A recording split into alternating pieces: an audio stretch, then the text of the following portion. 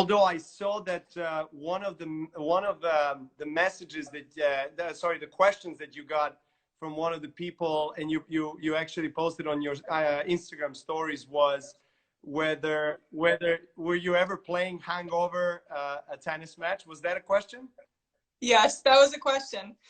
We can both answer it if you want. Yeah, you go ahead first. Okay. Ladies first. No, I will say I've never been drunk going into a match, or like hungover. Well, definitely not drunk. Wait, let me back up for a second. No, I've definitely never been hungover. I'd say the one match where I only slept like 3 hours was not because of alcohol, but I don't know what, something was like happening off the court, and I barely got any sleep. It was the final before the Rome tournament, and I was playing Carlos Suarez Navarro. Mm-hmm. And I don't know how I managed to win that match in 3 sets, but I remember, like, if this is what it feels to be hungover playing a match, like, I never want to be in this position. And you can see, like, when I win the match, I'm just so relieved that it's over, win or lose, because I'm completely deflated. Yeah. Well, I am also going to say that I've never experienced that on the court myself. I've never been, I think, that's so boring. But, they wanted like a juicy answer. But wait a second. I'm coming there to the point. But I have I've had crazy nights during the Davis Cup weekends. And I have been hungover watching other guys play, and then talking trash. Knowing that you were not going to play during that weekend, or knowing there was a chance you could potentially play, but you still took the risk of being hungover? Knowing that there is no chance for me to play. Okay.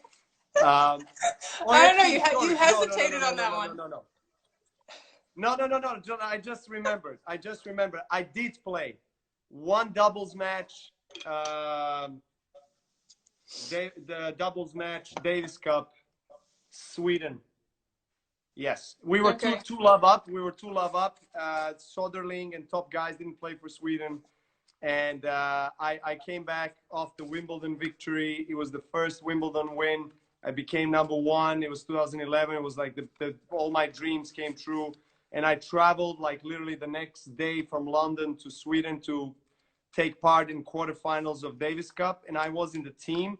I was saying that I don't want to be part of any official matches, but I don't know how I ended up playing the doubles match, and I wasn't seeing the ball very clearly. Let's keep it to that.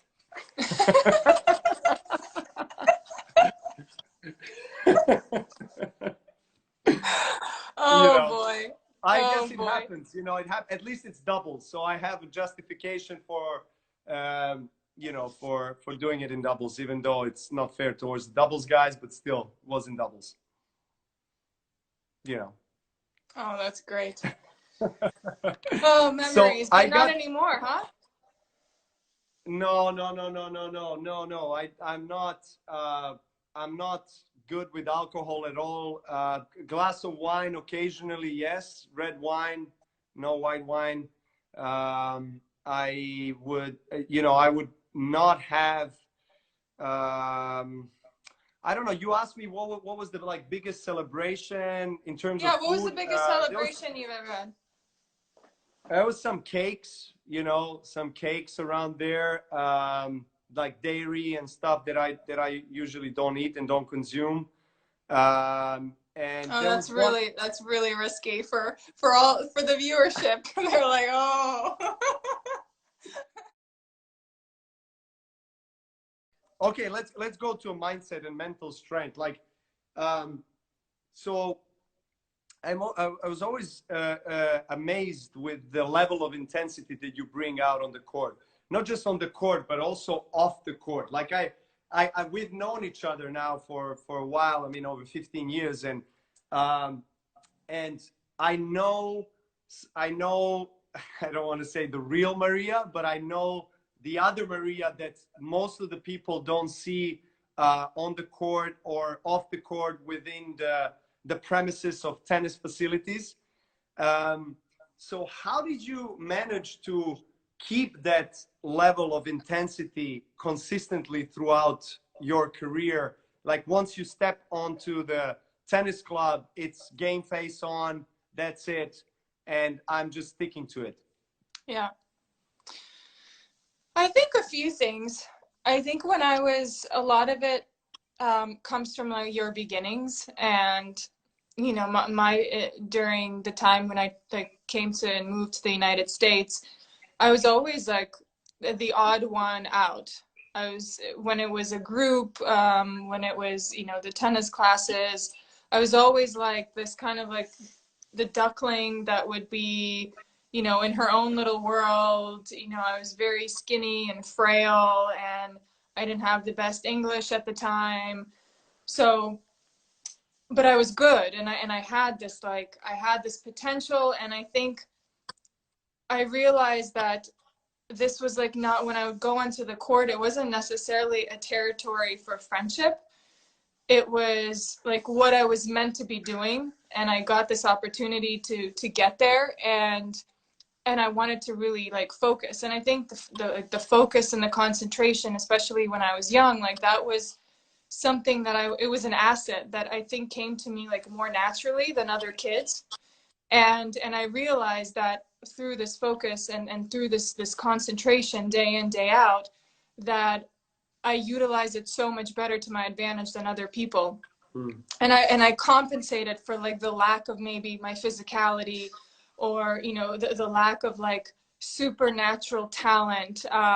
You know, I had great strokes, and I had a big serve when I was younger, and I used my weapons really well. But I had to work, like it didn't come naturally to me. Like it came with a lot of work. So I think I carried that feeling that it wasn't coming easy to me, and that I constantly had to be like on this edge and wearing like horse blinders on from a very young age. And I took it with me to when I turned professional. And, you know, after winning a first Grand Slam, when you're torn into like scenarios that are so out of your control, it was really like to be in this single linear path was really I felt like it was my only chance to continue being great at what I was great at. And so like I would, you know, every coach that I've had, like they would know when it's match day and we get in the car from the hotel, like the Maria that closes the door in the car is very different to Maria that, you know, they see when we're doing a practice week. Yeah. You know, or the week before when we're practicing. Like I get in a car before the match, I'm like, I've got my headphones on, you know, no one talks. I'm thinking, I'm visualizing how I see things, game plan, how I'm feeling, you know, the nerves and the pressures, how I'm handling them. And also it's like you, and it's your personality. It's who you know, we're entertainers, right? So part of that was also like this shield and this character of mine that I carried on the court. And yeah, and I just kind of kept going with it, and that's who you got. And I never, you know, as I look back, I never pretended to be someone who I wasn't, right? Those were all like qualities that made up Maria. They weren't like qualities that I saw along the way and that I picked up and that I was like, okay, now I'm going to try this. Like it was like that from day one. And so at least I was consistent with it. You certainly was. But yeah, but I was very consistent. But yeah, I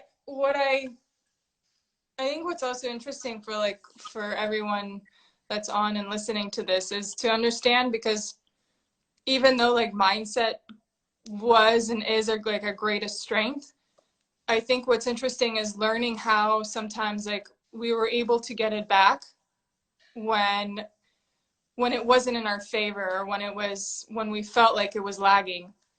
and I'd love to like hear your perspective on what you would do to help bring it back, you know, when you needed it, when it wasn't natural.